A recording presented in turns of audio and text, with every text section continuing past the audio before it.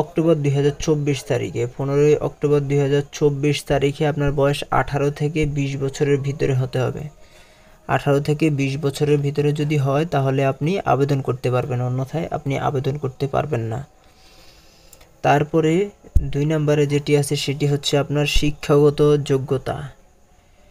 শিক্ষাগত যোগ্যতা আপনার এসএসসি পাস লাগবে, আপনাকে এসএসসি পাস হতে হবে, এসএসসি অথবা সমান পরীক্ষা উত্তীর্ণ, এবং জিপিএ কমপক্ষে আপনার 2.5 থাকতে হবে। 2.5-এর নিচে যদি থাকে তাহলে আপনি এটাতে আবেদন করার দরকার নেই, আবেদন করতে পারবেন না।